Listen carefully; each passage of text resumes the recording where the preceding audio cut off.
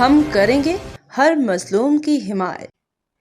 السلام علیکم، میں ہوں حورین فاطمہ اور آپ دیکھ رہے ہیں حمایتی نیوز HD چینل۔ نظر ڈالتے ہیں آج کی اہم خبروں پر۔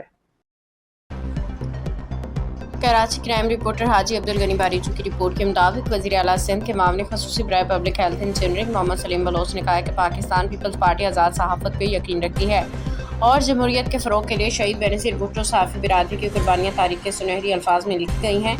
ملیر کے صحافی سندھ کے عوام کے حقوق کے لیے ہمیشہ صفِ اول کا کردار ادا کرتے آئے ہیں۔ ان خیالات کا اظہار انہوں نے ڈسٹرکٹ پریس کلب ملیر کے نمائندگی عہدیداران کی حلف برداری تقریب سے خطاب کرتے ہوئے کیا۔ محمد سلیم بلوچ نے کہا کہ ڈسٹرکٹ پریس کلب ملیر کے صحافیوں نے سندھ کے عوام کی بھرپور نمائندگی کی ہے اور کشمور سے کراچی تک حقوق کے حصول کے لیے آنے والے ہر مکتبہ فکر کی آواز بن کے اسے ایوانوں تک پہنچایا ہے۔ انہوں نے کہا کہ سندھ حکومت چیئرمین بلاول بھٹو زرداری کی نوجوان قیادت میں صحت، تعلیم، پینے کے صاف پانی اور دیگر ترقیاتی منصوبوں کے ذریعے سندھ کو ترقی کی نئی راہ پہ گامزن کر رہی ہے۔ محمد سلیم بلوچ نے مزید کہا کہ سندھ حکومت صوبے کی ترقی خوشحالی کے لیے اقدامات کر رہی ہے اور اس موقع پہ رکن سندھ اسمبلی راجہ رزاق بلوچ نے خطاب کرتے ہوئے کہا کہ ملیر کے صحافیوں نے ہمیشہ حق اور سچ کے پرچم بلند رکھے۔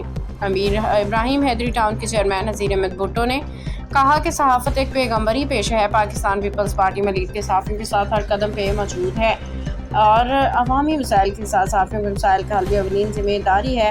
اور جنرل سیکرٹری امداد جوکیو نے کہا کہ صحافی برادری خراج تحسین کی مستحق ہے جس نے عوامی مسائل کو ایوانوں تک پہنچانے میں کوئی کسر اٹھا نہ رکھی۔ ملیر کے صحافیوں کا قلم ہمیشہ عوامی حقوق کے لیے اٹھا ہے۔ تقریب میں PTI سندھ کے جنرل سیکرٹری ڈاکٹر مسرور سیال، ملیر بار کے صدر ایڈوکیٹ ارشاد شاہ، جسکم رہنما الہی بخش بکر کے STP رہنماؤں اعجاز سامٹیو، خیر محمد مقصی، خلیل چانڈیو، قومی عوامی تحریک کے رہنماؤں منان شیخ اور فیاض اتیرو، مسلم لیگ نون ملیر کے صدر Feroz Khan, deputy DO secondary education Nabi بخشر، ایڈوکیٹ ایاز چانڈیو، سینئر صحافی عاجز جمالی، حمید سومرو، فرحان تنیو، کمال اشاری سمیت مختلف سیاسی سماجی شخصیات نے شرکت کی۔ باخبر رہیے ہر جگہ ہر وقت، جانیے ملکی و غیر ملکی حالات و واقعات یقین کے ساتھ۔